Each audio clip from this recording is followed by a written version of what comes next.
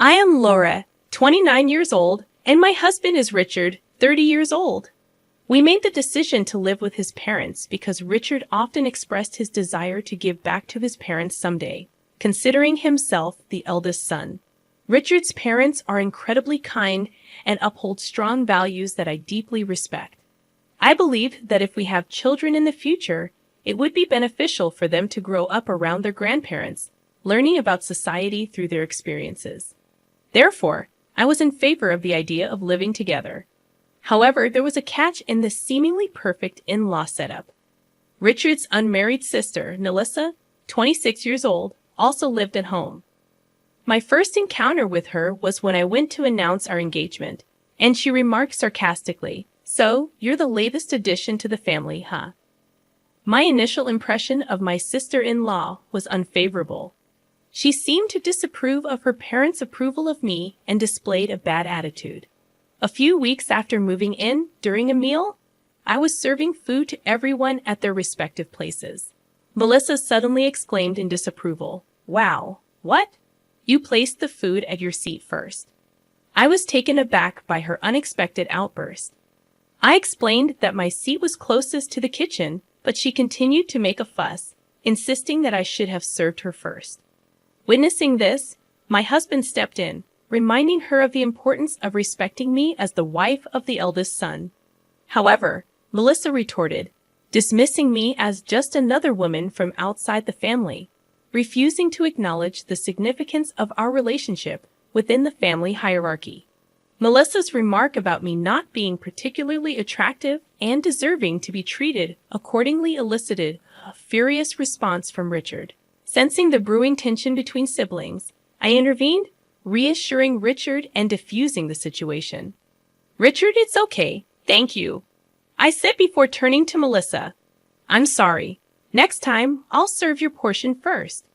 I had my reasons for diffusing the conflict.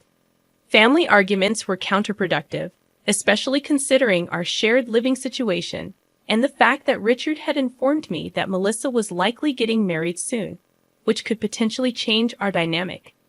However, Melissa's condescending attitude persisted. She would demand things from me with an air of entitlement, criticizing me for not anticipating her preferences. Her demeaning behavior escalated, treating me like a maid. I noticed that she behaved differently when her parents were around, which made me hesitant to discuss the issue with them. One night, after midnight, she arrived home completely drunk, waking me up with her complaints. Worried about her safety, I helped her to the living room, where she began to share details about her life. She boasted about her fiancé, emphasizing how different their situation was from mine. According to her, they could afford to order food from any restaurant every day, unlike us, who, in her words, were stuck with bland mushroom soup for the PO. Despite her condescending tone, I chose to remain patient and composed, realizing that her behavior was a reflection of her own insecurities and need for validation. The difference between us became starkly apparent. "I'm not like you, plain-faced maid," my sister-in-law sneered, demanding water in the middle of the night. I muttered my annoyance under my breath, but she, emboldened by a few drinks, fixed me with a sharp glare. "What's with that look? Are you defying me because you're just a maid, living off my parents? It's only fitting to call you that," she scoffed, repeating the word maid with drunken laughter. Despite my urge to retaliate, I restrained myself. I was determined to uphold social manners, especially for the sake of my unborn baby. My husband and I chose to live with his parents to support them. They were good people, and I wanted to help. Yet being looked down upon as a mere maid was infuriating. Trying to distract myself, I began cleaning, but the frustration lingered, my grip on the vacuum tightening. During my cleaning spree, I noticed wedding invitations on the table, suggesting my sister-in-law was getting married. Curiosity piqued. I examined the name on the invitation and realized I knew the guy. An idea struck me. Maybe I could put her arrogant attitude in its place. The day she brought her boyfriend home, I had just finished cleaning the balcony and garage. As I returned inside, She berated me for taking too long, oblivious to the fact that I was just 10 minutes past our agreed meeting time. I echoed her words, emphasizing maid. How many times do I have to tell you? You're basically the maid, she ranted. I smiled inwardly, confident that I could finally show her that being respectful to others, regardless of their status, was the true mark of class. I wouldn't have renewed your contract, I retorted, my words cutting through the air like a knife. Her face flushed with anger, her voice rising in volume. I calculated the perfect moment to strike. Anyone in the living room would surely hear her now. Maintaining an air of innocence, I went to serve the tea. And there he was, Michael. I called out to him just as Isis, my sister's fiancé, did. I had suspected our connection, and my hunch was right. He was her first love. Hot, Laura? Michael looked up in surprise. You haven't changed at all, still as funny as ever, I said, smiling at him. My sister-in-law stared at us, stunned, her head swiveling between the two of us as she tried to comprehend our acquaintance. Michael continued, more than acquaintances, she was my first love. My sister-in-law's face turned pale, and she almost collapsed into her chair. No way, you were engaged too. This woman, you were just a second-hand product. The word second-hand didn't escape my ears. People who belittle others often reveal their true colors. I seized the opportunity, repeating the word for emphasis. He mentioned maid in the kitchen earlier. My sister-in-law stammered, her escape route blocked. Oh, that was just a joke between us. You know how we joke around. She tried to dismiss it, but I wasn't letting her off the hook. Complaining about the table service order and calling me plain Jane, are those jokes too? Because if they are, they're in bad taste, I challenged, refusing to back down. Michael chimed in, objecting to being called second-hand like a thrift store item. The irony of her insults finally struck her, and her discomfort was evident. This was my chance to strike back at the sister-in-law who had made my life miserable. It felt like a miraculous opportunity, a gift from the heavens. Slowly, I approached her, applying gentle pressure. Shall we share some memories of being called second-hand and maid? I said, my tone dripping with irony. As I placed the tea on the table, Michael settled back into the couch, saying, Thank you, Laura, signaling that the tables had turned in my favor. I first met Lori back in high school when I was part of the basketball team, and she was the captain of the girls' basketball team. During my slumps, she always encouraged me, emphasizing that recognizing the issue was the first step toward improvement. She had a way of offering positive words, even appreciating small details like the trajectory of my shots. Lori's wisdom stuck with me, especially her advice that life wasn't a tournament with definitive defeats, but rather a league where wins and losses alternated. Her occasional gesture of giving me sports drinks meant the world to me. I must admit, I harbored a small crush on her and even asked her out, but Laura was incredibly popular. His expression remained stoic as he continued. After I asked her out one summer and got rejected, Lori remained considerate. She still treated me the same and even continued giving me drinks. My first love was a mix of bitterness and sweetness. He looked directly at my sister-in-law, accusing Laura of being called maid and me secondhand. Suddenly, I saw my opportunity. I now understand the kind of person you are, he said, his voice firm.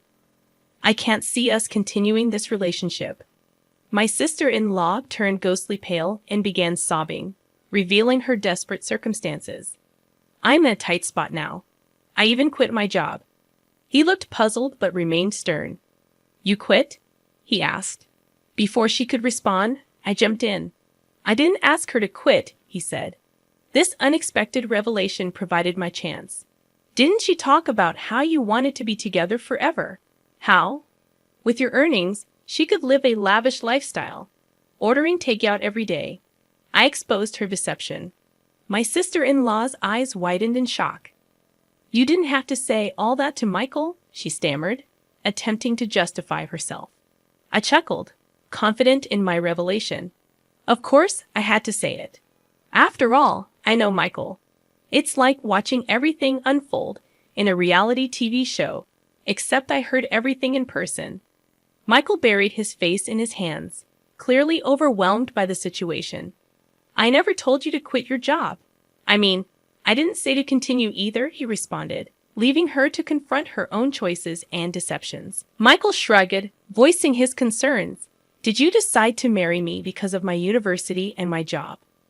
Normally, you wouldn't think of marrying someone who calls you secondhand. It became apparent that Michael was leaning towards breaking off the engagement. My sister-in-law, desperate to avoid that outcome, started making feeble excuses that didn't hold water. Calling you secondhand can't be helped. It's a stain on your past, sure, but while we can't erase the past, we can create a future, he retorted sharply. I intervened, trying to reason with her. I told you I don't see it as a stain. In fact, I see it as a good memory, he added, his frustration mounting.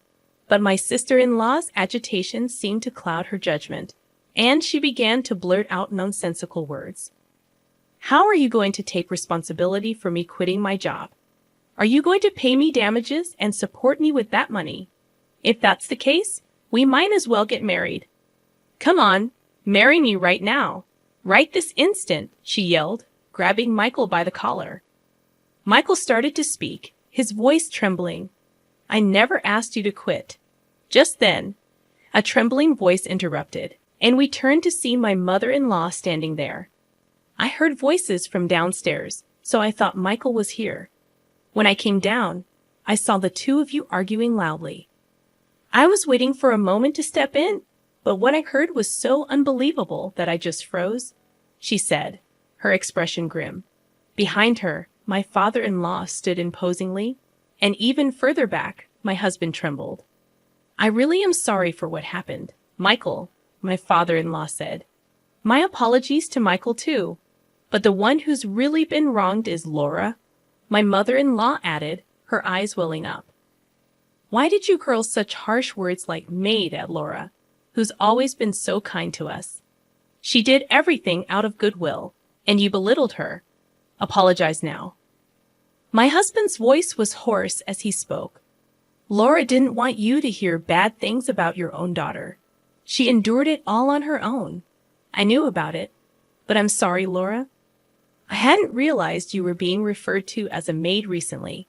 Apologize now, my mother-in-law said firmly, slapping my sister-in-law across the face.